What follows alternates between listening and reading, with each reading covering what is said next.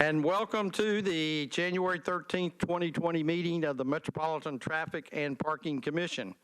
If you are not satisfied with the decision made by the Traffic and Parking Commission, you may appeal the decision by filing for a writ of certiorari with the Davidson County Chancery or Circuit Court. Your appeal must be filed within 60 days of the date of the entry of the Commission's decision. We advise that you seek your own independent legal advice to ensure that your appeal is filed in a timely manner and that all procedural requirements have been met. I move for approval of today's agenda. We have a first and a second. All in favor? Aye. The agenda has been approved. Approval of the minutes of the December 9th, 2019 meeting. Is there a motion to approve?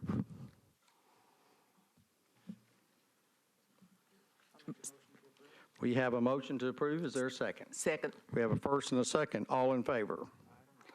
The minutes have been approved. Approval of the consent agenda. Please note that items on the consent agenda will be voted on at a single time. No individual public hearing will be held, nor will the commission debate these items unless a member of the audience or the commission requests that the item be removed from the consent agenda. Is there a request to remove any items from the consent agenda? Mr. Chairman, I'd like to move that we remove item C from the consent agenda. Okay.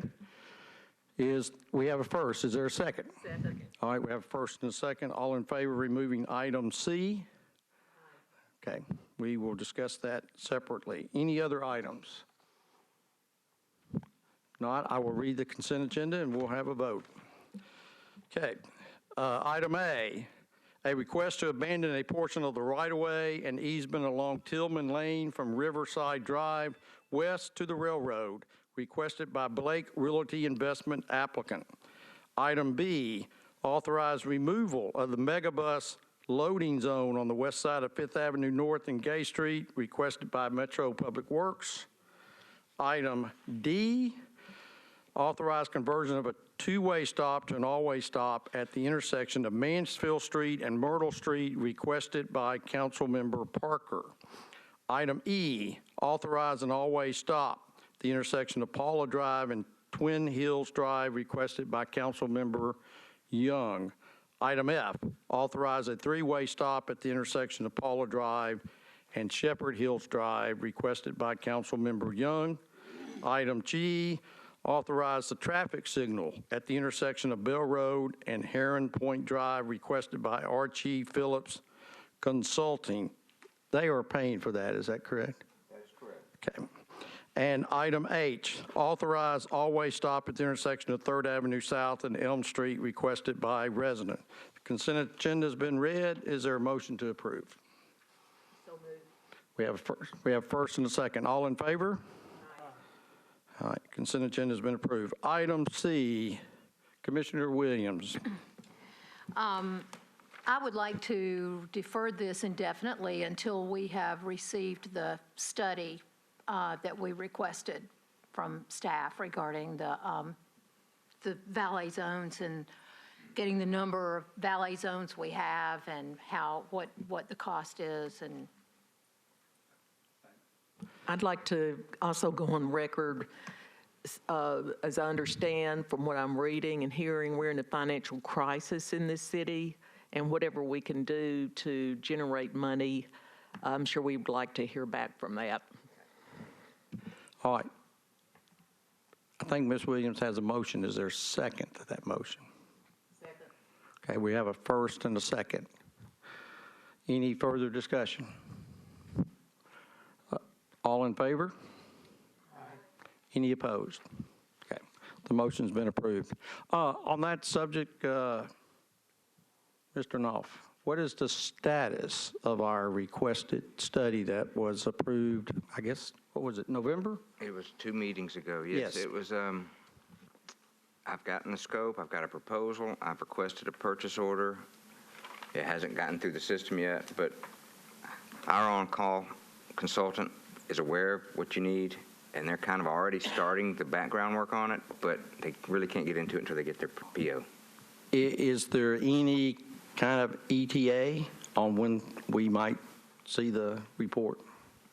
I'd like to say 1 month, but I better say 2 months. And I know I Okay. said that 2 months ago, but with the purchase order system, that's the key component. Okay, so hopefully maybe March, we might be able to have a discussion? Correct. Okay, that would be great. If you would remind the consultant of the sense of urgency the commission has about this matter, it'd be appreciated. Thank you so much, Chip. Okay. Okay.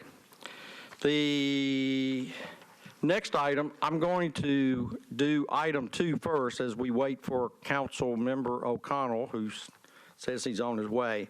Item number 2 on appeals is a request for an all-way stop at Vaux Lane and Inverness Avenue requested by Council Member Sledge.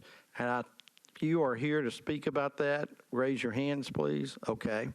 All right, Mr. Knopf, can you give us some background concerning this request, please? Yeah, and I don't know if I did send out that little brief summary in your emails. I'm not going to elaborate too much more than what I sent you earlier. In engineering world, we look for that 40 to 60% split. This is getting there, but it's 70-30 on the volume with a good safety record, and that's why we like the testimony from the audience. You know, they're from the area, and they can tell us more about the collisions and stuff going on. But what we look for is the volume distribution and the sight distance and the crashes. And on paper, it just doesn't meet the warrants for an all-way stop. And you'll hear the same speech for the next one with Councilman O'Connell. I have talked to Councilman Sledge, and he is in support of the installation. And I just didn't get the distribution to go ahead and put it on consent. Why don't we have the people who came, since you came, took the time to come as good citizens to have your input. If you'd step forward and one at a time, state your name for the record and where you live, and just right there. Okay. And again, thank you for taking the time to come. Thank you. Yes, my name is Bernadette Welch, and I live at 2603 Vaux Lane. If you're looking at the intersection, I'm one house off of the intersection. It's the bottom stop sign 2 houses over. And I've lived at that house, in that house for 27 years in March, so I'm not a new resident. This is a long-term problem for me. And I have been advocating for this for a while. In fact, I was the one that approached Councilman Sledge about this problem. And within the last 2 years, you know, time flies and you lose track of things, but within the last 2 years, the response to my first request was to put those little signs on there that say cross street does not stop. And so on either side, that information is there. And then on the south side, there's, as you approach the intersection from the south, there's a stop sign that says slow to 25 miles per hour. Nobody that I noticed slows down at all when they approach that stop sign. So in my opinion, those measures have not resolved this issue. And the problem here is that the city has done traffic calming on 12th Avenue South. They've done traffic calming, real extensive traffic calming on 10th Avenue South. And Vaux Lane is 9th Avenue South turns into Vaux Lane. And the next big street down is Franklin Road. And so Vaux Lane has become a major cut through for people trying to avoid 10th and Franklin Road. And so what's happening is they get on at Douglas Avenue, they come down 9th, it turns into Vaux, and they go all the way through to Kirkwood. We did finally have enough problems that we got a 4-way stop at Bradford, so we've got one further on down. So we've got a little slowing down here, but then it picks up and they speed on through. And I talked to the police officer who worked the accident on October 4th of last year, and he told me that he works at least 3 accidents a week at this intersection, and that's just one police officer. There are multiple police officers that work those accidents. When I'm home, I go out. I've started photographing every single one, sending pictures to Colby. I have a neighbor the next house down this way who works from home. She says she hears squealing brakes and accidents all the time when she's working from home. And so I know, I appreciate what Mr. Knopf says, that what he's looking at doesn't show it, but I'm seeing these accidents. I'm seeing these cars in people's front yards. I'm very concerned that we're not going to get a stop sign, a four-way stop here until somebody gets killed. And I'm very concerned that it's just a matter of time before that does happen, because some of these accidents are very bad. And, you know, I'm working at an office all day long, and I'm seeing accidents on a regular basis. So, and I know they're not just happening when I'm home in the evening or when I'm home on the weekend. And I know that a number of my neighbors have submitted emails. Somebody gathered a petition, which I believe was submitted this afternoon. Leanne is also going to talk about her concerns. But after you consider all that information, if you still have any doubts, I would invite any one of you to come sit on my front porch any morning, any afternoon, and watch the traffic going up and down this street. Watch people running these stop signs. Watch this intersection and how dangerous it is. And then tell me that you don't think that it's needed. Okay. Thank you for your time. All right. Next person, please. Hi, Leanne Vernich. I live on Knowles Avenue, which is about a block from Vaux, and both of my children go to Grow Academy at the corner of Vaux and Kirkwood. So I drive down Vaux at least 2 times a day, sometimes more. When I get to the intersection of Inverness and Montrose and Vaux, I hold my breath because there have been numerous times that I have seen people drive through those. My son sits on the left side of my car and my daughter sits on the right. And it is frightening when I drive down this road. I've made the mistake of actually taking a stroller down this road. Never again. It has become so trafficky. It is a residential area, and I realize people are cutting through, and I understand why, but it is so dangerous, and it is very scary. Every single morning when I take my kids to school, it is a concern, and it just kind of feels like something that's preventable. But thank you all so much for your time. Thank you very much for attending. Mr. Hoff, do you know if Vaux has ever showed up on anyone's list of a traffic calming street? I know I'm very familiar with that street. I'm very familiar with this intersection as well. I am not familiar. I can't answer that with any. Because I know Derek is not here. I can answer that, but we Yes, have ma'am. actually submitted 2 traffic calming applications. The first time we were very close to being granted, we were like number 9 from the cut. Okay. And then we resubmitted, and they had just so many more applications that we moved further on down the list. We okay. will resubmit again, and every single time, hopefully at some point, they'll reach us. Okay, thank you. Commissioners, any comments? So I did want to add, that, and they touched on it for a second there. I did get quite a few emails in support. I didn't forward them all to you guys, but I did get quite a few.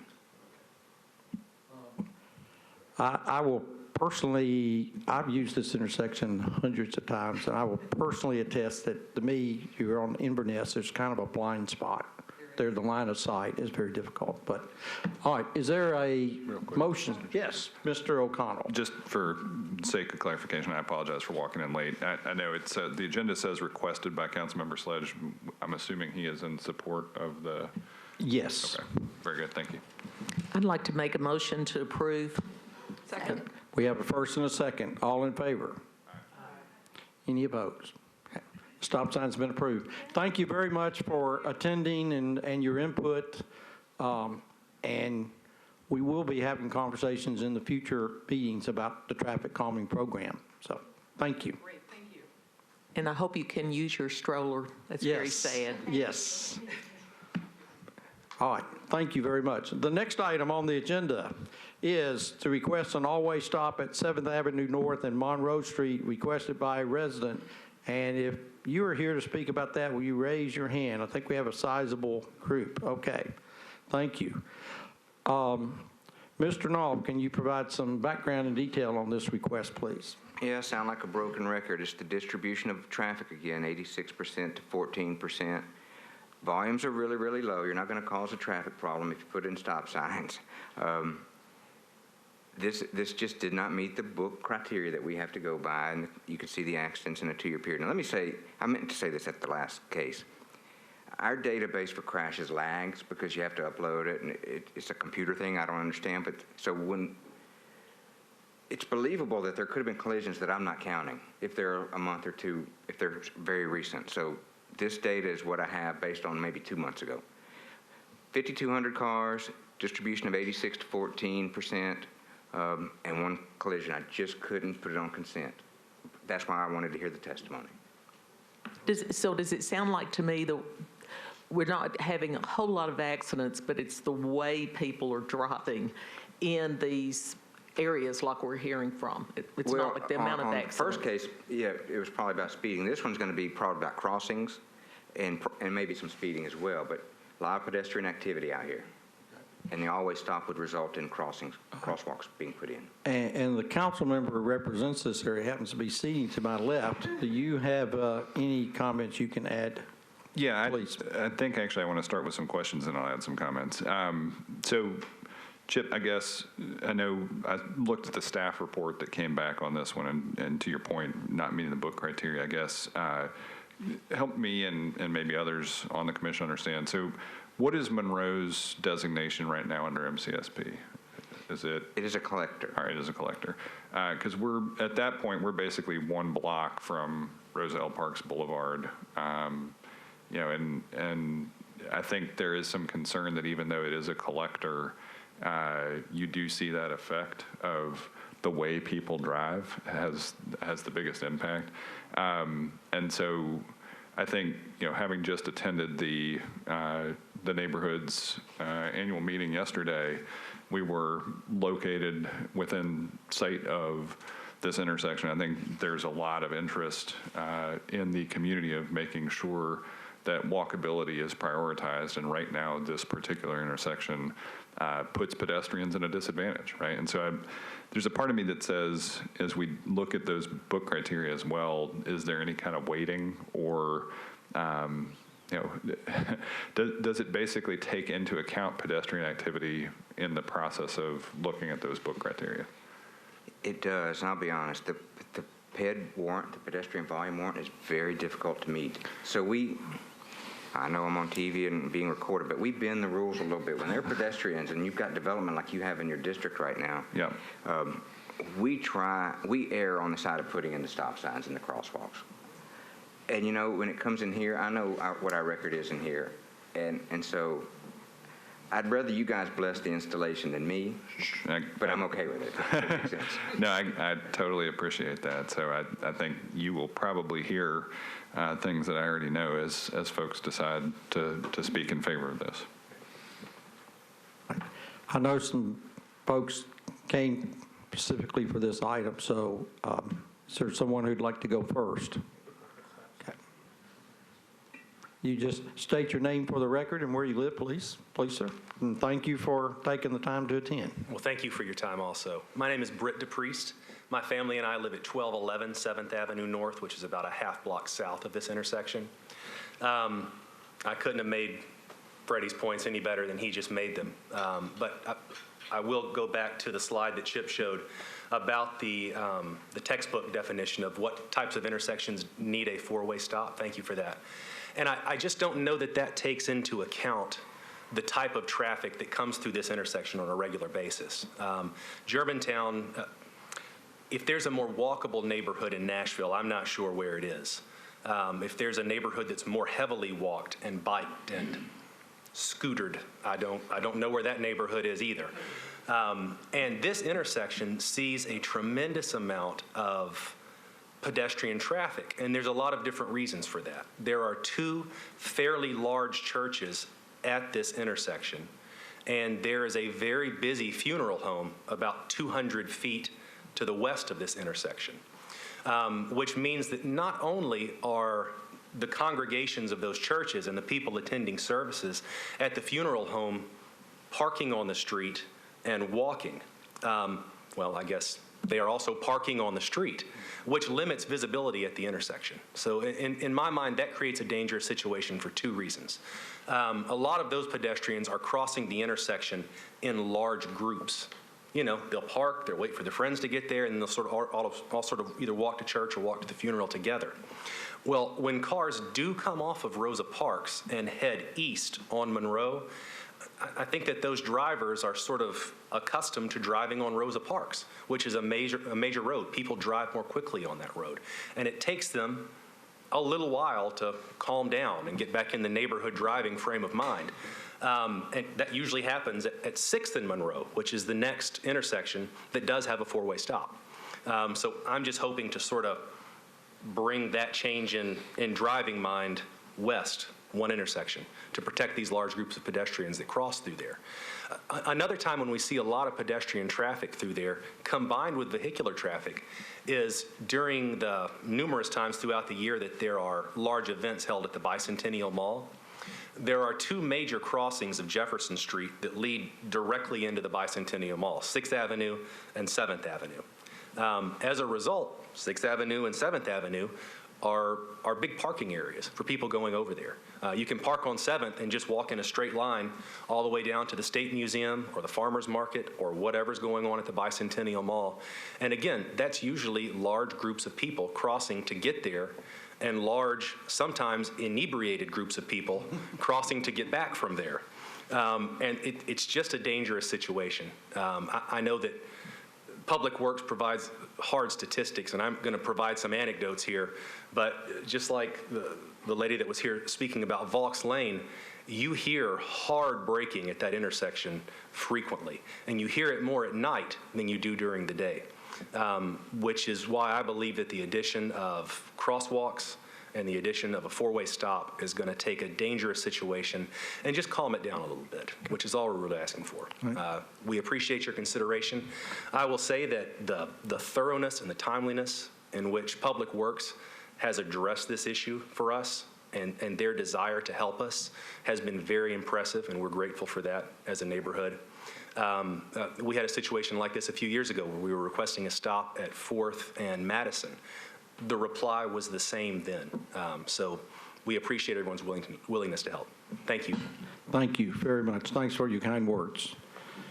Is there a person who'd like to speak next, or we?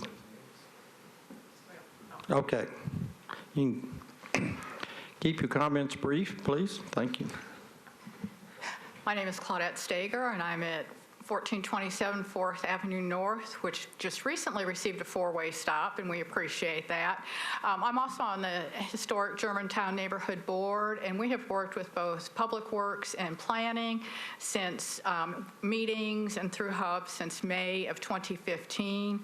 And I think it's important to know that it's not just cars, it's not just people, it's bikes, it's scooters, it's construction traffic.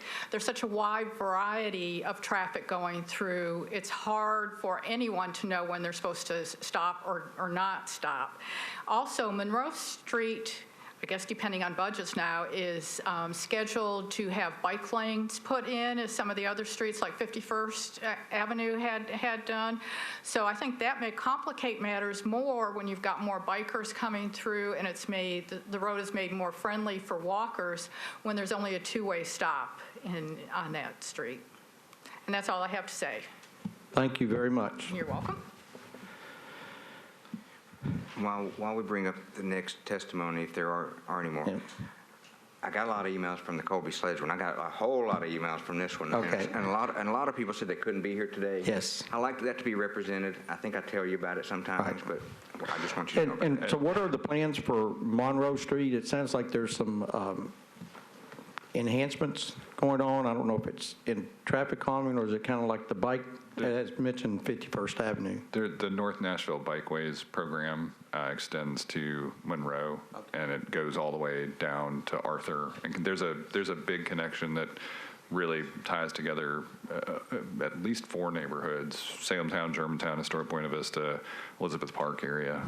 So so this is on the list for where those enhancements are. But I will reaffirm what Chip has said, in that I have received an awful lot of contact about this one too. So is there a motion on item 1? I'll move to approve. We have a first and a second. All in favor? Aye. Any opposed? The item's been approved. Thank you. And again, thank you all for coming very much, taking the time out of your day for your citizen input. That's, very important, and we'd like to think that your citizen input is helpful and pays off. Thank you. I would like to also say I walk all over this town, And I do notice, people pay no attention to pedestrian walkways, but they wave at you. They're real friendly when they almost run you down. Just be careful. The next item on the agenda, and then we have one after that, it's not on the agenda, we're going to have an overview from Teresa, but is the parking meter overview. Ms. Diane Marshall, Metro Public Works. All right, parking meters are covered under our Traffic and Parking Code 12.44. Parking meters are enforced 8 a.m. till 6 p.m. Monday through Saturday.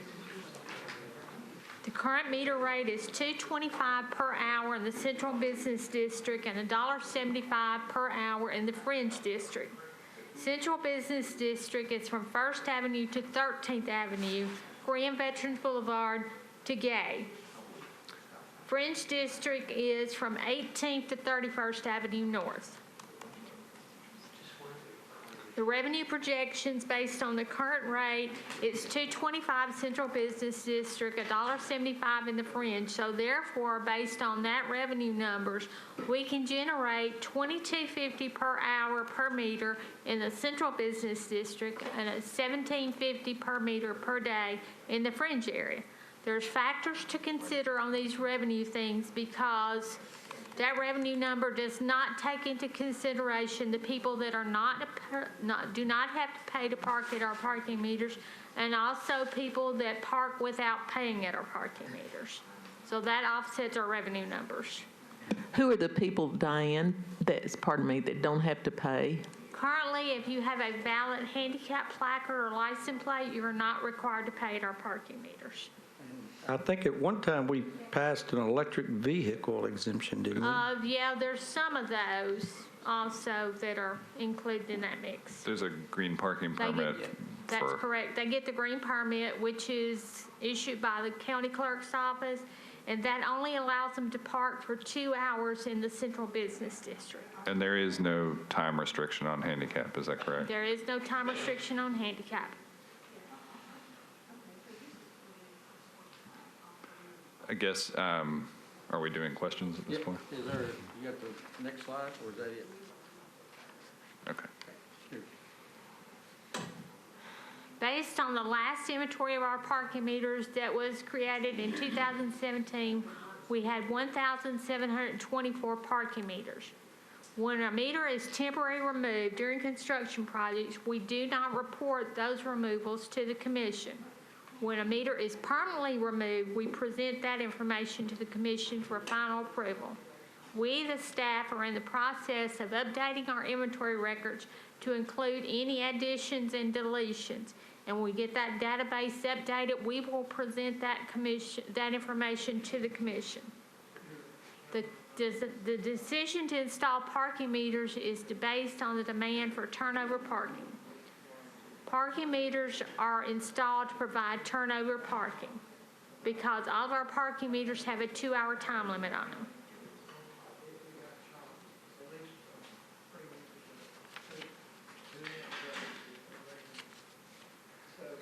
That's everything. Do you have any questions? I'm sure we do. Commissioners, you have questions?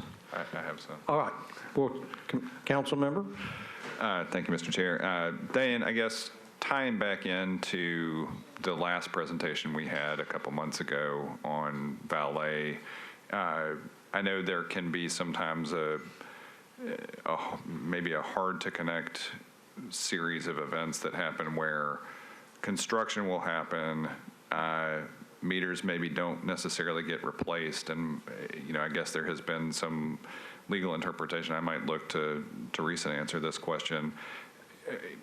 In any of these situations, is the expectation, the assumption, one, been that we will not count removal of meters as revenue that we should be collecting under the terms of the valet portion of the code? Based on the code, it says $50 annual fee for valets. We're in the process of working with Metro Legal and Metro Council to perhaps revise the code as it relates to valet operations. Teresa may have more information on that because she has been in meetings with us on that. So I don't particularly have any more information, but I mean, the code does contemplate the lost meter revenue being a part of what is charged, but that is assuming that there was a meter there at the time that the valet was requested. Right. I think what we have seen is a sequence of events, frequently, at least in more recent years, where a construction project will occur, right, that then ultimately removes meters, and then as a separate event, maybe after some period of time, a valet stand is requested where there had previously been meters. And so I don't know if there is any legal way to determine whether or not meters were removed for the valet. So we looked at various different provisions of the code in terms of the provisions about temporary closures during construction, like pulling a lane or sidewalk closure permit or obstruction permit, permits for loading and unloading zones, which do not require compensation, because I think the assumption is that loading and unloading zones are non-exclusive. There's some other issues, I think, like maybe driveway curb cuts and clearances from those, where there sometimes can be a variety of situations that come up in different parts of the code. And in some of those situations, there may be kind of reasons why we didn't charge for lost meter revenue, and they may kind of vary from situation to situation a little bit. So we do have a scheduled meeting coming up to kind of work through some of those policy questions with the Public Works staff and see what kind of legislation we could bring forward to close some of those loopholes. Okay, and I guess a quick follow-up on that. Is your understanding of the way the Metro Code of Laws suggests this right now that Public Works has the option to do this, or would technically be required to do this? Let me find the exact language. One second. Okay, sure.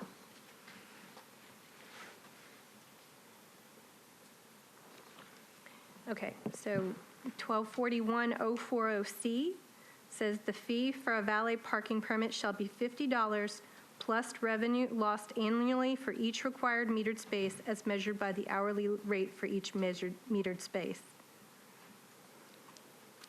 So it's, I mean, I think if a meter is there, yeah, then that should be part of the. So, okay, and then I guess from a fee recovery standpoint, if we have been charging incorrect fees, if somebody were to come in and reapply, I'm guessing there's no recovery process.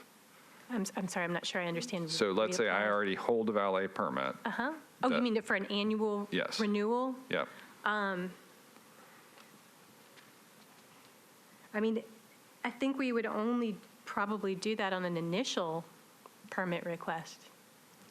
Question, can we make a request to see if we can do that, if we can be more aggressive in collecting money or requesting money, or even making some of this retroactive? I think that's the hard part. Is my guess is that we're going to discover that the retroactive piece is almost impossible to do from a legal standpoint. That Metro I haven't been asked to look into that, but I can look that, into it. that would be helpful, because I think we just at least like to be clear. I suspect that the council member is correct. Yeah, I think generally if we have been charging the incorrect fee, it's a bank error in the valet permit holder's favor. You know, that's kind of where we are. But So I'd like to commit fewer of those errors going forward. So we could maybe be a lot more aggressive going forward. And does that money that we do collect, where in the budget does it go? I don't believe we've ever collected it.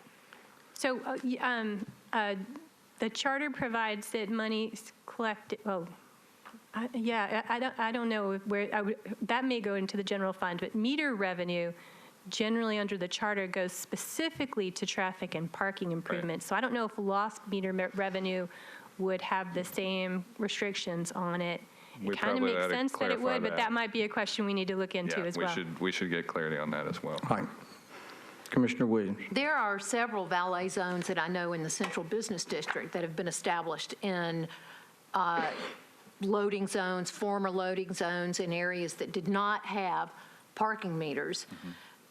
What are we going to do to capture revenue from those spaces? What can be done about that? If you're depending upon what the revenue historically had been with the meters, can you apply the same theory to non-metered spaces within a central business district that reflects what had been recovered by metered spaces? Well, that could be part of that valet study. The value of that piece of property needs to be reflected in the charge we give them for that permit every year.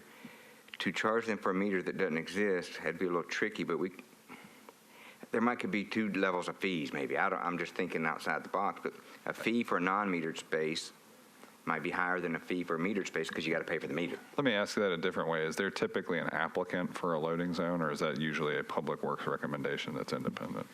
Whenever we have loading zones, they submit an application to us, we go out, we do an investigation, and then we make a recommendation, we present it back to the commission where commission's approved. I think that's your opportunity. I think that's where we look at the valuation of that curb, and I think, Chip, to your point, that's probably worth looking at in the fee study.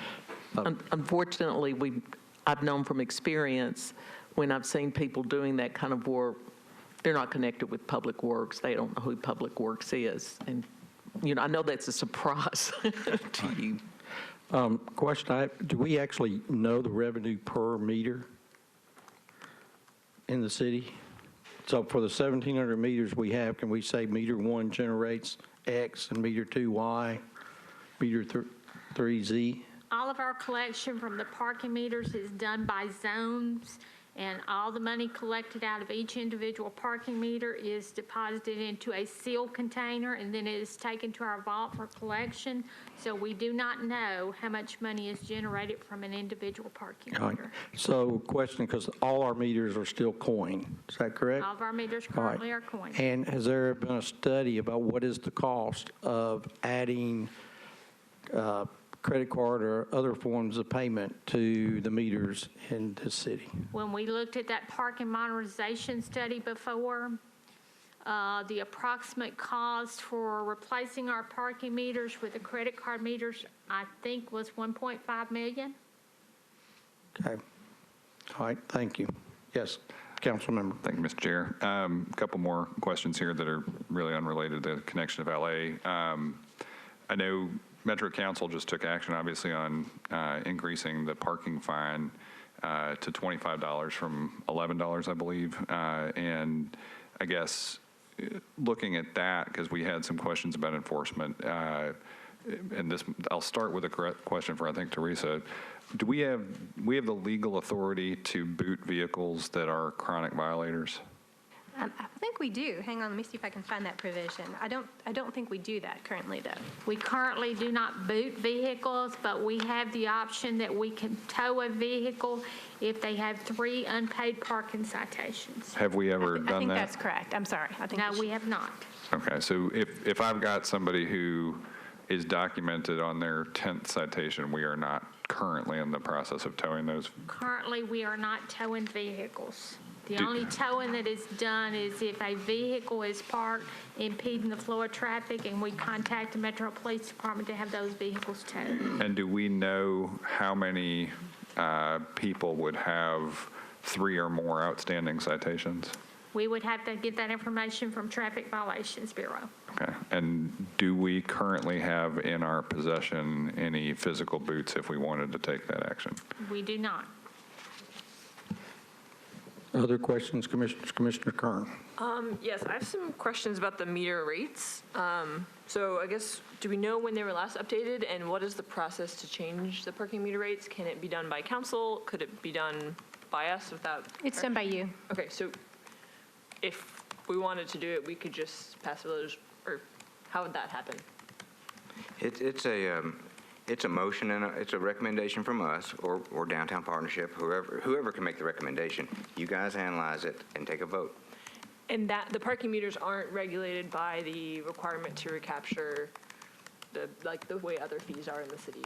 So I don't think that's a correct statement. So in general, we have the same issue that we often have, which is that that Metro can't charge something as a revenue-raising measure unless they have authority from the state to issue a tax. So our fees generally have to be either cost-based or have some regulatory purpose.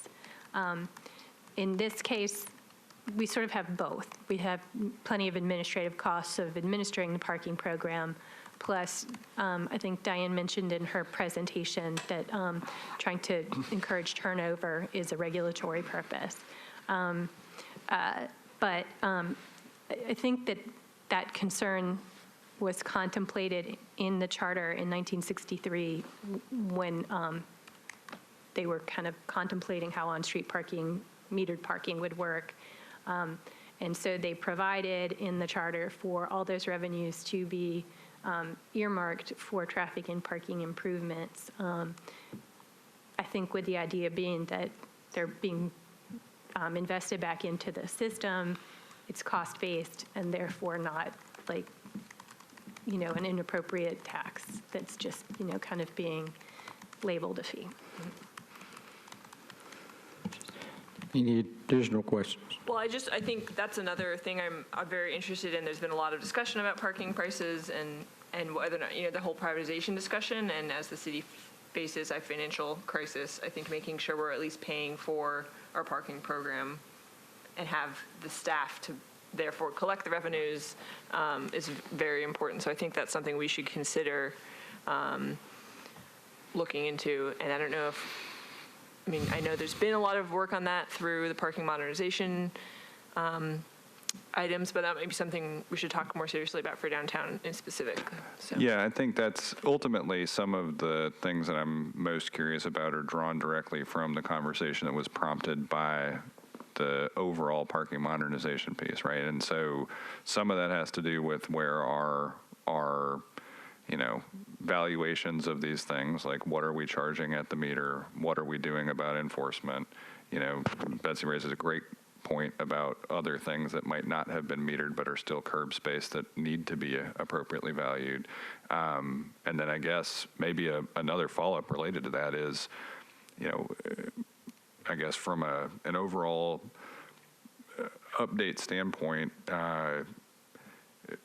a few things. One, I know years ago, probably more than a decade ago now, I believe there was a combined Public Works and Metro Water grate inventory done for sewer grates that were embedded in the public right-of-way. And I believe at that point, they were all kind of geotagged, and so that could be maintained on an ongoing basis. Do we have anything like that? I mean, Diane, you mentioned that inventory and the count we saw here. If this commission approved something that either took away or added meters next week, would those immediately go into the database or be removed from the database? The issue that we're having right now with our database, we're having issues with getting it updated. I'm working with Metro's main ITS section, and I spoke with them 3 times on Friday, and we're supposed to get together sometime this week to where we can start updating all that information. Okay, so going forward, we think updating it will be easier? Okay. And then I guess on a related note, short of that parking modernization conversation, and maybe others who have had more experience on the commission might know this, but staff might as well, is there right now sort of a strategy of evaluating where there ought to be meters, where there should not be meters, et cetera? I mean, do we have kind of where are the most appropriate places to have metered parking in Nashville right now conversation? I went through the list last week of currently we have all of our 2-hour and 1-hour parking, and the recommendation that we're looking at right now is perhaps changing over those areas to metered parking. I think there were some can add to plans that. presented. Excuse me. I'm so sorry. I was just going to add to what Diane said. The code says the Department of Public Works is authorized, subject to the approval of the Traffic and Parking Commission by amendment of Schedule 8, to establish parking meter zones at other locations upon these streets or parts of streets where it's determined upon the basis of an engineering and traffic investigation that the installation of parking meters shall be necessary to aid in the regulation, control, and inspection of the parking of vehicles. I'll just interject real quick here. We're on that subject. Yep. based on my recollection, the last time this commission approved the installation of additional meters was on Belcourt what I was just Avenue in gonna say. Hillsborough Village, and that I was wondered. several years ago. Yeah. And I don't think there's been, and I've been on the commission 10 years, that's my only recollection of approving the installation of additional meters. So excuse me for interrupting. I've seen some recommendations somewhere floating around about places all over the city to put meters. I can't tell you where those specific places were, but thank you, Diane. This information, with what you've had to gather, I appreciate that very much. May we get this emailed to us? Would that be convenient to? Yes, I So will I have to email ask you all so that many information questions. to the commission if that meets with approval of legal. Are we okay sending that information? Well, and I Can think, we also get the zones? I was not aware there were zones. And where are those zones located and how many of them are there? And so, we should be able to at least generate revenue by zones if we can't do revenues by meters. Okay, when we get the report back from our vault area, it shows zone A1, A2, A3, and each zone A, B, C, D, and E is broken down by 1, 2, and 3. And that is the information that comes back to the vault for our processing of depositing into the general fund.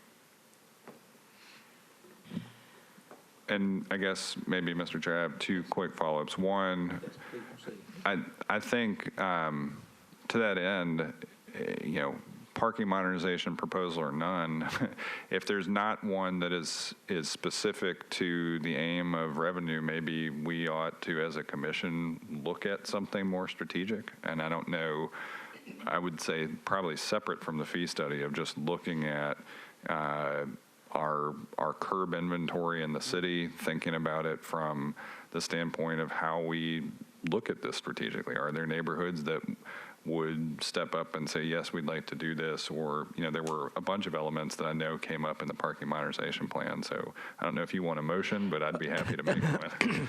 Well, the whole point of our discussions over the last several months has been to try to get a better idea of the curbside inventory in the city. We've got residential permit program, we have valet, there's loading zones, we have parking meters, and I think we've had a very difficult time getting a valuation of that to know what is the appropriate rate to charge for, valuation as well as cost. Chip? I think that's what we've been seeking. Yes. Sorry, Chip, what do you think? You know more than any of us at No, this that's table. not true. No, but I meant about generating that kind of information. I know your staff has a lot of Well, resources. I want to go back to something Councilman O'Connell said about geocoding our inventory. We do not have an electronic, we don't go out there with a GPS marker or anything like that. We do have a database, but it's kind of archaic. But that's actually a great point. Like, you can't look, there's no overlay on a GIS map right now that we could say, hey, show us all our parking meters. Yes, there Oh, is. there is? But it's hand developed. It's not. I see. So it doesn't reflect the reality of actual meters. I got it. Okay. But to go back to your question about, there's no secret in saying that our program could be updated. We've got the ability to go out and put credit card meters out if we have the money soon. And it would start generating money, and it would have Wi-Fi capabilities, and it would be one step closer to this geocoding map that we need. It takes funding. And even before you say, well, we need a study for valet zone, that study came back, and it's going to cost us money to do this valet zone study. So now if we need a parking meter study, and it keeps growing and growing and snowballing on us, we really love the idea of updating our parking program. But it's going to be a holistic view, and we need to step back and have a separate piece of funding. Now's the time. Council's putting together their budgets within the next month or two. If you have ideas, let's get them out there and let's put it in our next budget. So what's cost effective to do that rather than us just saying, give us this information, give us that information? Is there something overall that works better with requesting, what's out there? What do you need? What does Public Work needs to do this rather than biting away, at funding? You understand what I'm asking? I kind of do. We need we need to figure out what what we're working with, first of all. We've got a map that we hand put together. But our valet zones, Diane's got all this information. We need to compile that. We need to analyze our parking rates, even what we want them to be. Are we getting the turnover percentage? It's very difficult to get your turnover percentage when they're not electronic communicating meters. We have parking meter staff that can go out there and chalk tires, but it's very difficult. So to answer your question, I hate to use this word study, but we would need to take a major look at the parking program and what some of the newer technologies are. IT would probably be the leader in the switchover. We would manage it, but IT would be the backbone of putting anything out in the field these days. It's all Wi-Fi and communicating. In the interim, would it be possible for us to get a list of all of the valet permits that are currently in operation? I have a list of all that information, and I can submit that to you. It'd be helpful to have a map to go with the list. And Yeah. we're trying to work on a map, too. Okay, because that's also what came out with residential permit parking. We did not Right. have a map of that Right. as well. So the more we can map all these items out, then the more we can make a informed decision. And I guess one of the, if I could interrupt just, because one of the things I'm interested in is, because it's based on my research, this is done in other cities where revenue generated out of these parking programs get reinvested in the areas where these parking programs exist, and the improvement is usually enhanced crosswalks, enhanced sidewalks, better bikeways, et cetera. So I'm just kind of curious how because by charter, it says the money's supposed to stay with traffic parking commission or whatever that definition is. But, you know, how does that? It's a pretty broad term, so But how I does think that really work? I mean, if we generated $5 million and we put $5 million in, is it a case as Public Works withheld $5 million from the general fund because, oh, you got your $5 million, so. I'm not sure like how finance does it, but the types of improvements that you were just describing, like enhanced crosswalks, seems to me that that would meet the definition of traffic and parking improvements, so that probably would be a permissible use of those funds.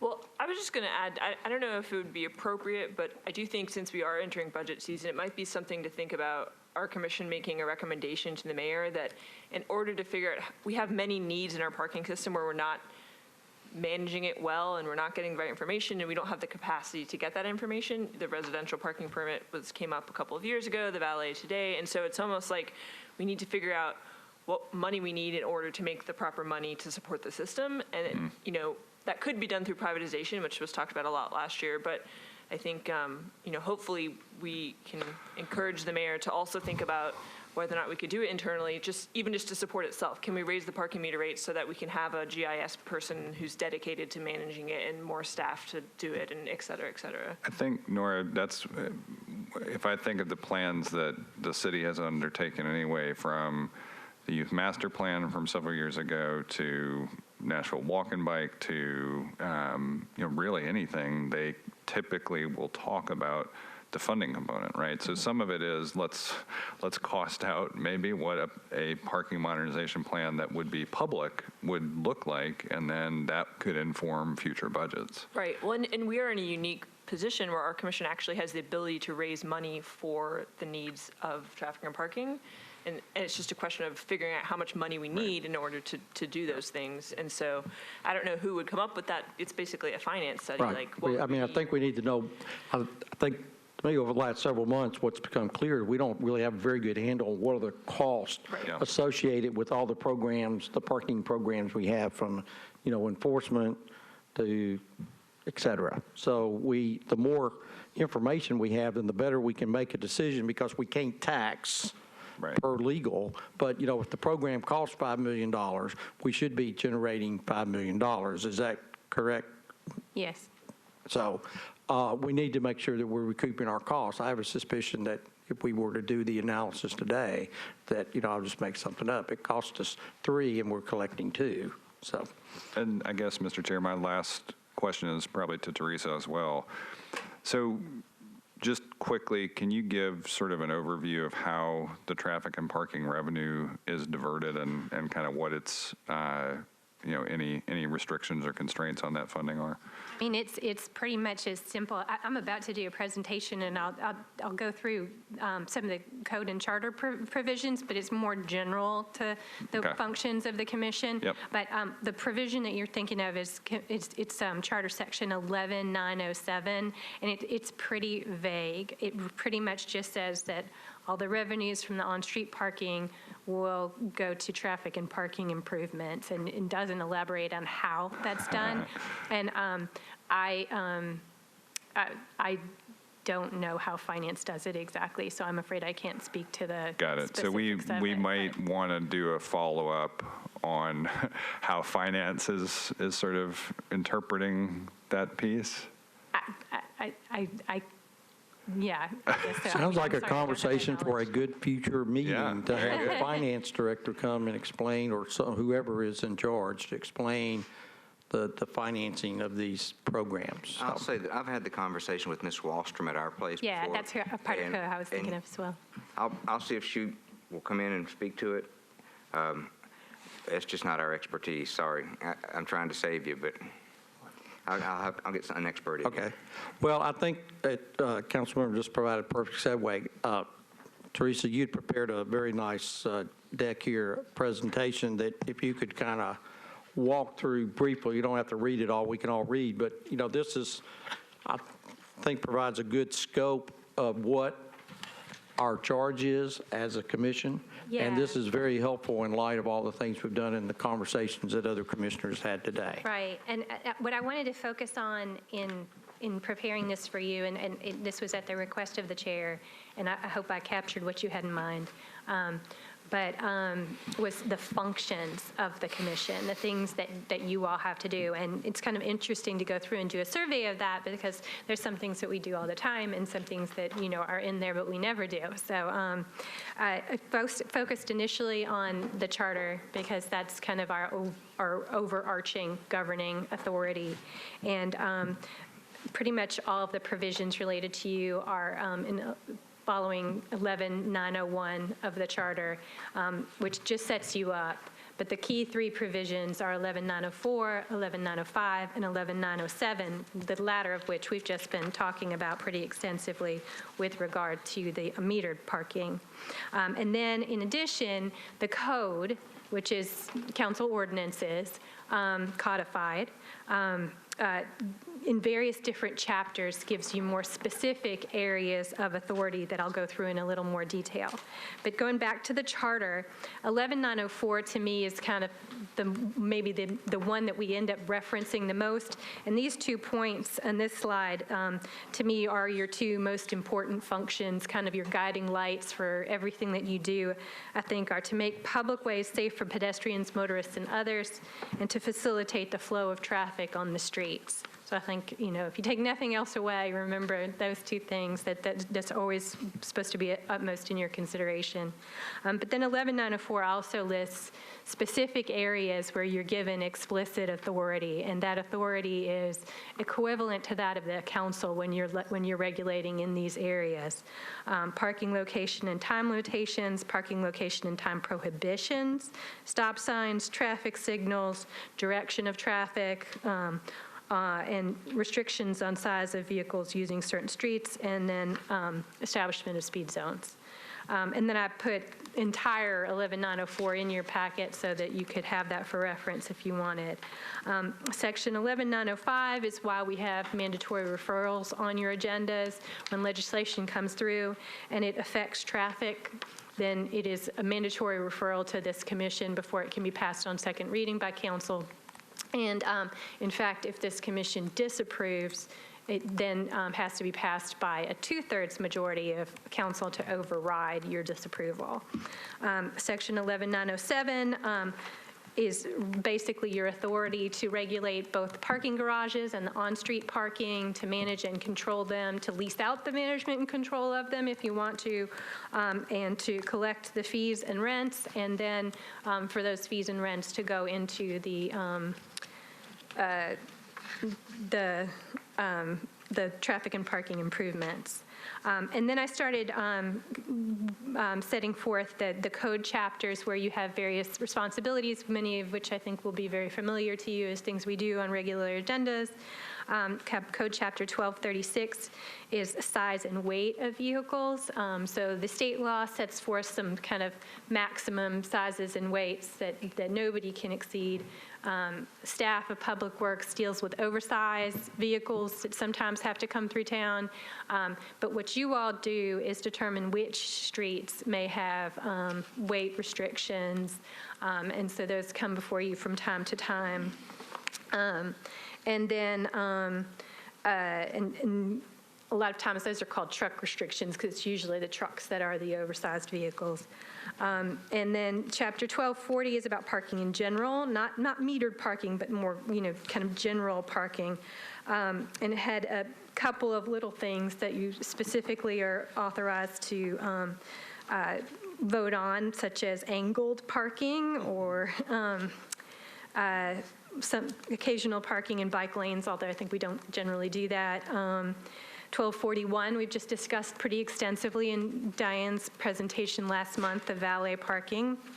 Chapter 1242 is the permit parking program. It's most primarily the residential permit parking, which from time to time you get requests to designate streets as residential permit parking only or within certain hours. And so that comes before this commission. And then, of course, 1244 is what Diane just talked about in the parking meter zones.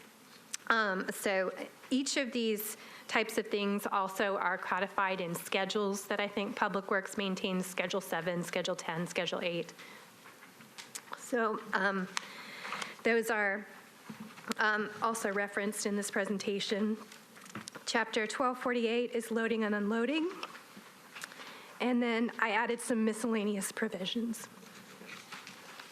Teresa, thank you very much for putting that together. It was very helpful. And again, in my memory, it's the first time that I recall the commission really being given a very comprehensive review. So thank you very much for... Mr. Chair, I got to say, Yes. this is as helpful an orientation as I've had to just about any Metro Board or Commission. So thank you for introducing me to the commission in this way. But you are welcome. So thank you, everyone. I think we had a good discussion today. We keep trying to, as they say, move the ball forward. And speaking of moving the ball forward, we'll hope that our Titans keep moving the ball forward and tighten up, and we can all plan a trip to Miami.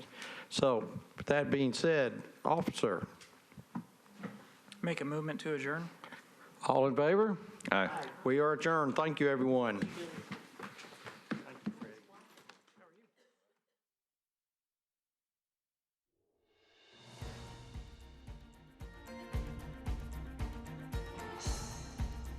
This has been a service of the Metro Nashville Network. If you would like to see this presentation again, or for more information about this and other programs, visit nashville.gov.